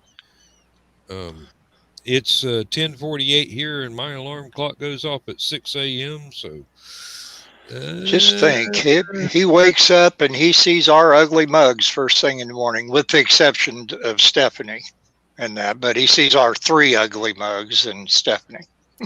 If that don't wake you up faster than coffee, I don't know what will. My God. It's going to have to be some strong coffee to wake me up in the mornings. I don't care what I'm looking at. Oh, I've still got that Oregon volcanoes thing up. I've got to kill that tab. There we go. Well, I thought that was kind of an interesting story myself. Yes, it was. It was. I'm sorry we didn't cover it in a little bit more detail. Joe Dog's still in the room with sound only. I thought he went to bed. I think he's watching from bed. Oh, okay. Probably.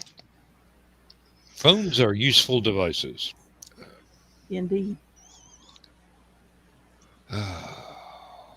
Stephanie, what does it mean that the ground rose a foot underneath where the volcano is? Well, the interesting thing is that, okay, volcanoes do what geologists refer to as breathe.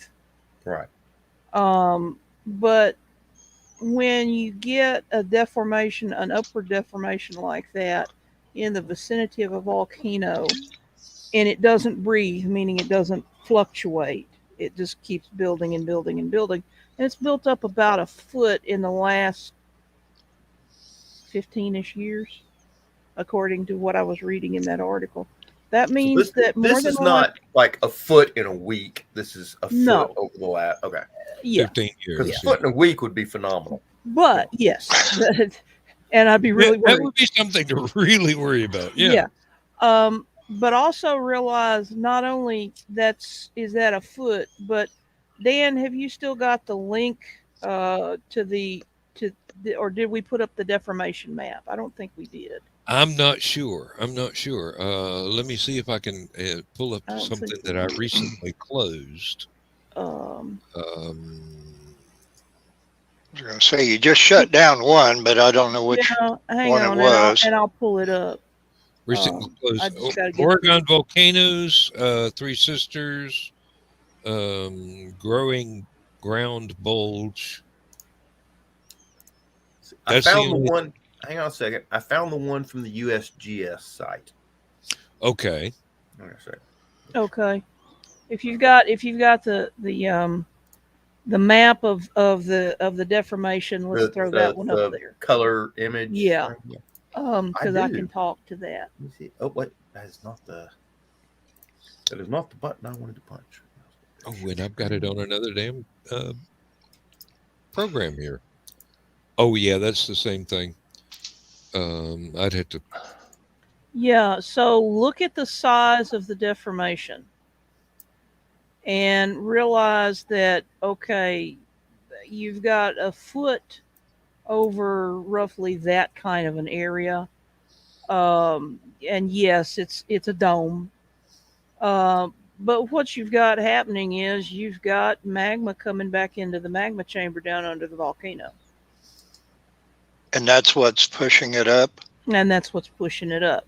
It's Okay. it's in had the volcano blown its top and become a caldera, then you would still get that kind of a shape forming inside the caldera, and that would be known as a resurgent dome, which is how they build. They build back.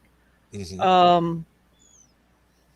So you've got some inflation going on inside the magma chamber underneath, which isn't surprising because the Three Sisters are part of the Cascade Range, and the Cascade Range magma is furnished by the melting of the Pacific plate as it subducts under the North American plate. So this is part of the Ring of Fire. Yes. Okay. Good Uh, guess. So, Stephanie, let me ask you, okay, that magma building up and pushes it up until it blows, or I guess my question would be, if it does blow, is that basically the end of it, or can it start building oh back no. up again? Remember, It's these already. things have been building. The Cascade Range has been erupting for uh, tens and hundreds of thousands of years, even millions of years. So yeah, that's not the end of it by any means. Okay. That just means that it got a fresh influx of magma. It erupted. Now we have potentially a higher peak. We've got fresh lava on the ground to erode into soil, um, et cetera, et cetera. So, and then it'll start building again. Mm. Yeah, So, if I remember correctly, volcanoes are almost never one off. no. Once one happens, and it actually grows a bit, and even up till the time it erupts, it'll keep happening. Yeah. Ex- Unless and until um, whatever is fueling that magma chamber uh, gets moved away from it. As for instance, the Yellowstone hotspot can be traced backwards to the southwest of its current position as the North American plate moved over the hotspot. So here's the hotspot. The North American plate is moving over it, and so periodically you get an eruption. You get an eruption. You get an eruption. You get that's an eruption. That's the same way Hawaii was formed, wasn't it? Yes, A and you hot can spot trace that got drifted over. right. The hot spot stayed put. The plate drifted over it, and you can actually trace the Hawaiian hotspot uh, way, way, way, way, way back by looking at the seamounts that it left in its trail, and you can see, oh, looky there, we have a sudden bend in the line of seamounts. The Pacific Plate changed direction, and So yeah, it's seamounts are underwater mountains. underwater mountains. They don't necessarily surface. They're just, Correct. or It, they it, may have been worn down over they time. they probably were worn down over time. If And the if U.S. Navy keeps running submarines into them. do they? Ooh, You'd think they'd have curb feelers by now. yeah. There you Oh, go. Made Stephanie laugh. My yeah, day you is Now- made. did. That Now, why am I thinking of the song "Lowrider" by War now? it just suddenly brought up this image of a catfish-looking submarine. Exactly. I think I've seen that movie. Carl talks about catfishing all the time too, but it's not whatever I think it is. um, I'm But not yeah, going to touch that line there. That's one of the few I'm just going to let you go by with that one there, Bill. We'll talk about that tomorrow night. I'm sure. I'm sorry, Stephanie. I that's couldn't. all right. I forgot what I was going to say. I would like to take a moment to say this.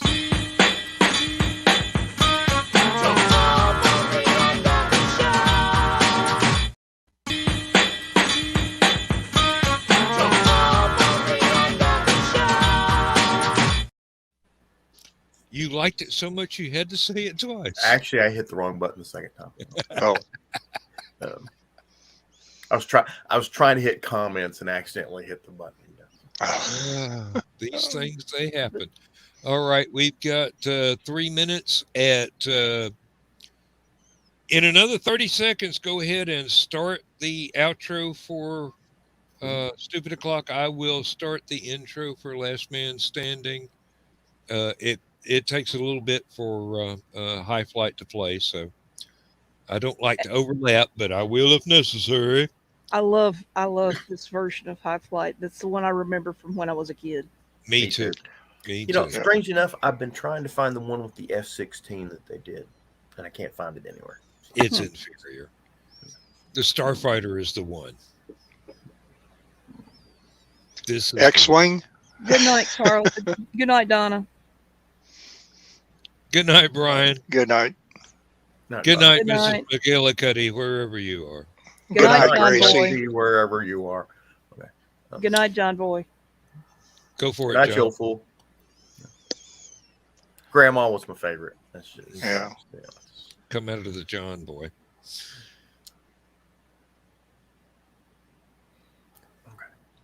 And then they all said nothing. Yeah, Well, we're I waiting did on there. John to hit said the good button. night. It's that apprehensive moment of silence. What do we do for the next minute? You played the outro. I've got to go live here. do your live stuff. Good night, everybody. I'm going to go over here and start punching buttons. I hope I punch the right. See you on the other side. I think it's this one.